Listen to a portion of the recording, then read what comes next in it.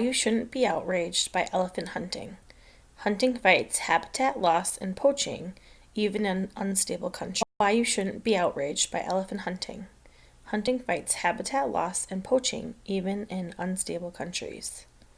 Take a deep breath, everyone. Trophy hunting is back in the news. Let's see what we can do to calm the internet outrage machine before it really gets going. Here's the backstory.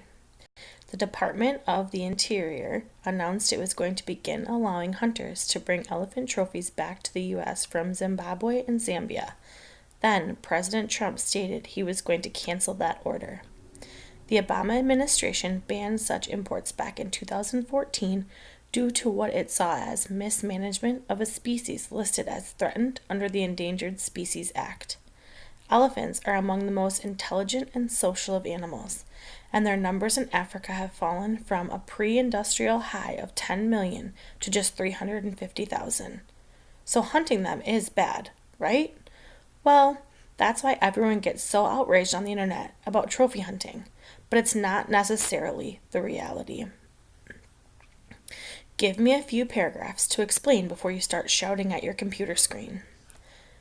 There are two major factors contributing to shrinking elephant populations: poaching and habitat loss. It's estimated that the illegal trade in ivory could be worth as much as $1 billion a year, and that up to 23,000 elephants are being poached each year. That's dramatic and dangerous, but the biggest threat elephants and other large animals face is from ever-expanding human civilization and the towns, roads, and agriculture that eat away at their habitat. People who rely on farming and cattle ranching value the land and the crops that grow on it, which means that the elephants that graze on that land are a threat to business.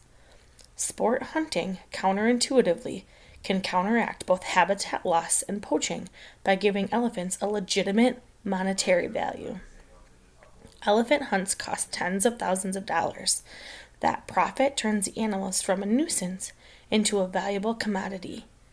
If a landowner stands to profit more from elephant hunts than he does from cattle farming, he'll allow more elephants to remain wild, and he also has the incentive to protect the animals from poaching.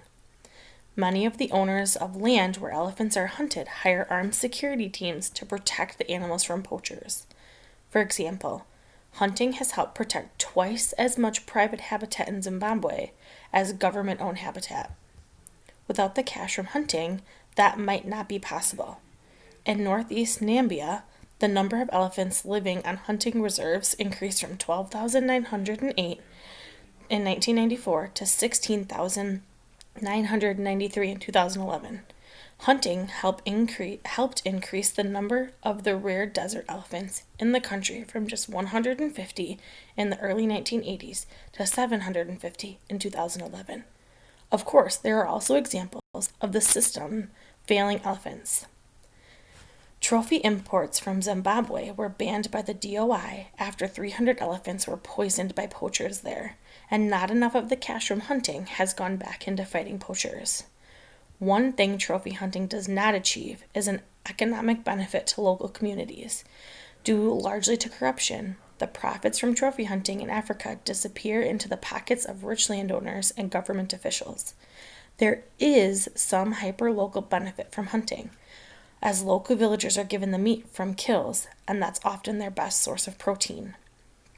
By making elephants a source of revenue, the rich landowners that profit from elephant hunting are motivated to grow their populations. Teddy Roosevelt considered hunters the great conservationists. He once wrote, "In a civilized and cultivated country, wild animals only continue to exist at all when preserved by sportsmen. The excellent people who protest against all hunting and consider sportsmen as enemies of wildlife are arrogant of the fact that in reality the genuine sportsman is by all odds the most important factor in keeping the larger and more valuable wild creatures from total extermination." Why can't phototourism replace hunting? An individual hunter spends large sums of money on a hunt without requiring much infrastructure. Tourism largely takes place in national parks. Hunting takes place on private land. Hunting protects elephants and their habitat in areas other than national parks, where they wouldn't have otherwise have any protections. National Geographic sums it up well. Conservancy land given over to trophy hunting have the added benefit of keeping the wild, reads an article discussing the conservation benefits of elephant hunting. In short, sport hunting is for a private system that can help conserve elephant populations.